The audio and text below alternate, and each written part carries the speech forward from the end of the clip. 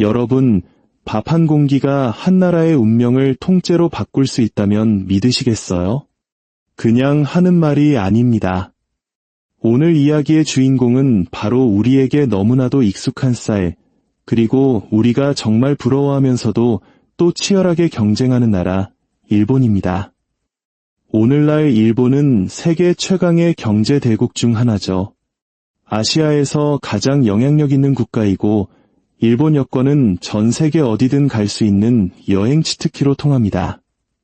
스시, 라멘 같은 일본 음식과 독특한 문화는 전 세계적인 팬덤을 거느리고 있죠. 그런데 이 모든 화려한 성공의 시작점에 바로 쌀이 있었다는 사실 알고 계셨나요? 오늘 이 쌀이 어떻게 일본 경제의 알파이자 오메가였는지 그 거대하고 흥미로운 비밀을 파헤쳐 볼 텐데요. 여러분의 경제적 지혜와 부의 그릇을 한 단계 더 키우고 싶으시다면 지금 바로 구독 버튼 누르는 거, 그거야말로 최고의 자기계발 아니겠습니까? 자, 그럼 진짜 이야기 속으로 들어가 보시죠. 쌀과 일본 경제의 연결고리를 이해하려면 시간을 아주 멀리 일본이라는 사회가 형성되던 그 태초의 순간으로 거슬러 올라가야 합니다.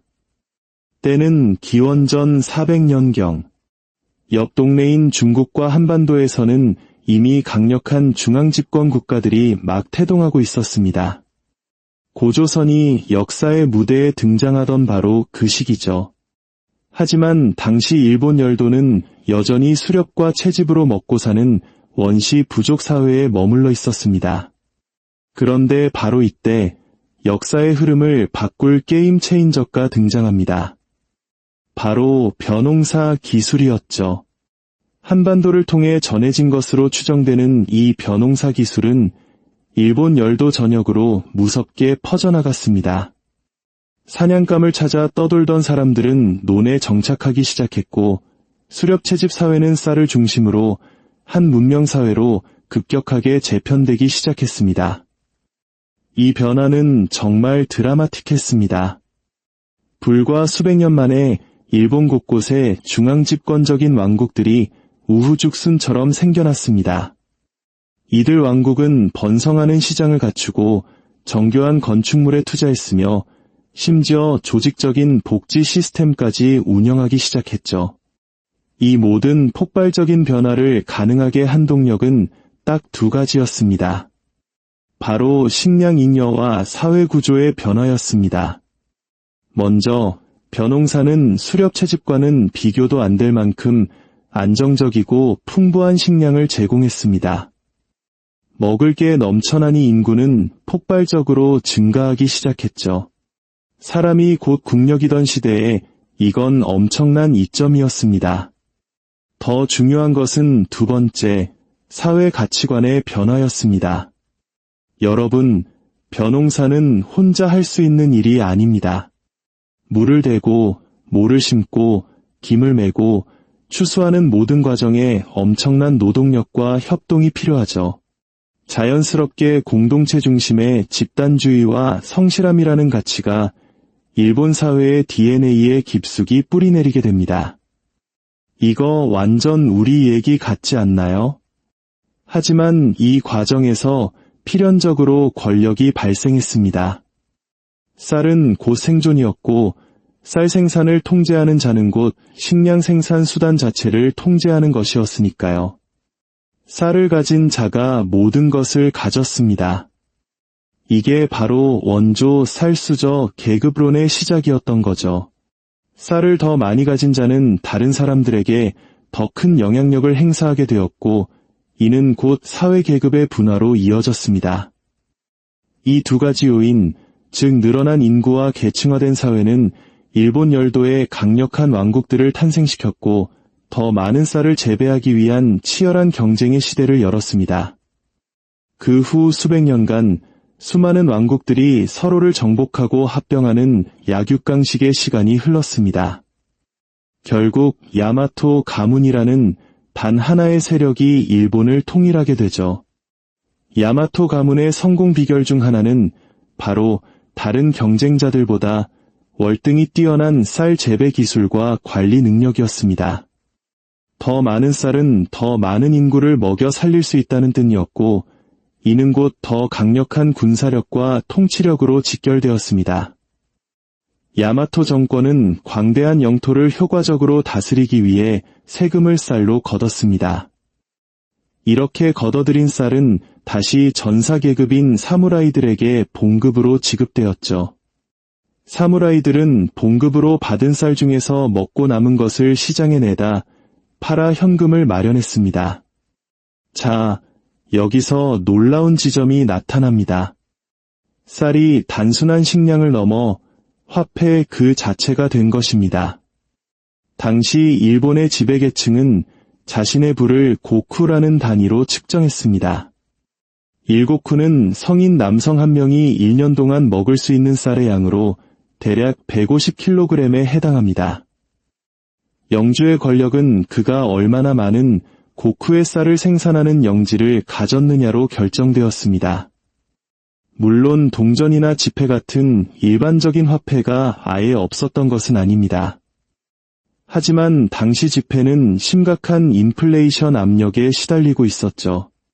요즘 우리 지갑 속 현금 가치가 녹아내리는 걸 생각하면 당시 사람들이 옛쌀에 집착했는지 바로 이해가 되죠. 쌀은 가치 변동이 적은 훨씬 안정적인 자산이었던 겁니다. 그런데 문제가 하나 생겼습니다. 모든 상인이나 사업가, 특히 도시에 있는 이들이 쌀을 결제 수단으로 받아주지는 않았다는 겁니다.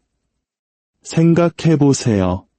도시의 좁은 상점에서 수백, 수천 킬로그램의 쌀을 보관할 창고가 어디 있겠습니까? 그래서 지방의 영주가 세금으로 거둔 막대한 양의 쌀을 들고 도시로 오면 반드시 이 쌀을 동전이나 지폐로 환전해야만 했습니다. 바로 이 쌀을 돈으로 바꿔야 하는 필요성이 일본 경제사에 예상치 못한 그러나 엄청나게 긍정적인 효과를 가져왔습니다. 독립적인 환전상, 즉 브로커가 생겨났고 쌀 시장과 환전소가 번성하기 시작했습니다. 이것이 바로 일본 초기 은행 시스템의 탄생이었습니다. 도시의 쌀 거래소들은 단순히 쌀과 돈을 교환하는 상업 중심지일 뿐만 아니라 그 자체가 거대한 쌀 저장고가 되었습니다. 덕분에 인구가 밀집된 도시에서는 식량 공급이 거의 항상 보장될 수 있었죠. 가뭄이 들거나 흉년이 들어도 도시 사람들은 굶주릴 걱정이 덜했습니다. 그 결과 근대 이전의 일본 사회는 놀라울 정도로 높은 도시화율을 달성하게 됩니다. 이는 일반 대중의 식자율, 즉 글을 읽고 쓸 줄 아는 능력의 향상으로 이어졌습니다. 실제로 18세기 유럽이 막 산업혁명을 시작할 무렵 일본은 이미 세계에서 가장 도시화되고 가장 높은 식자율을 가진 국가 중 하나였습니다. 이 모든 것이 쌀 기반 경제 덕분이었습니다. 높은 식자율은 훗날 메이지 유신을 통해 일본이 서구 문물을 빠르게 흡수하고 근대화에 성공하는 결정적인 밑거름이 되었죠. 하지만 일본에서 쌀이 누리던 영광의 시대는 미국의 원자폭탄 투하와 함께 막을 내립니다. 역사상 처음으로 일본은 외세에 의해 패배하고 점령당했습니다. 미국인들은 일본에 그들의 문화를 이식하기 시작했습니다. 음식 문화도 예외는 아니었죠. 일본인들은 갑자기 미국의 밀 기반 식문화에 대대적으로 노출되었습니다. 빵, 밀가루 국수, 페이스트리, 그리고 햄버거가 순식간에 주류 음식으로 떠올랐습니다. 이러한 변화는 미국이 자국의 잉여밀을 식량 원조 프로그램의 일환으로 일본에 사실상 덤핑하면서 더욱 가속화되었습니다. 밀은 값싸고 풍부했습니다. 일단 밀가루 음식이 대중화되자 더 이상 예전으로 돌아갈 수 없었습니다. 일본의 쌀 농부들은 값싼 미국산 밀과의 경쟁에서 속수무책으로 무너졌습니다. 쌀 소비는 급감했고 가격은 폭락했으며 재고는 창고의 산더미처럼 쌓여갔습니다. 이 모든 상황은 일본 국내의 쌀 농가에 치명타를 입혔습니다. 결국 수많은 농부들이 농지를 버리고 일자리를 찾아 대도시로 향했습니다. 그런데 아이러니컬하게도 이 농부들의 눈물겨운 이촌양도 현상이 일본의 전후 경제 회복에 결정적인 도움이 되었습니다. 이전까지 농업과 임업 같은 저생산성 분야에 묶여있던 막대한 노동력이 자동차, 전자제품 같은 고생산성 제조업 분야로 이동했기 때문입니다. 도요타, 소니, 파나소닉 같은 우리가 아는 전설적인 기업들의 성장은 바로 이 시기에 농촌을 떠나온 노동력이 있었기에 가능했습니다. 오늘날 쌀은 더 이상 과거처럼 일본 경제에서 독보적인 위치를 차지하지 않습니다. 하지만 이 작은 곡물 하나가 어떻게 초기 은행 시스템을 만들고 화폐 거래소를 탄생시켰으며 정부의 부를 측정하는 기준이 되었는지를 되돌아보면 정말 경이롭습니다. 쌀은 우리가 알고 있는 현대 일본 경제의 미래를 진정으로 빚어낸 설계자였습니다. 이런 흥미로운 경제 이야기가 마음에 드셨다면 제가 만든 대공황에 대한 영상도 분명 좋아하실 겁니다. 아직 구독하지 않으셨다면 지금 바로 눌러주시고 저는 다음 시간에 더욱 흥미로운 돈 이야기로 돌아오겠습니다.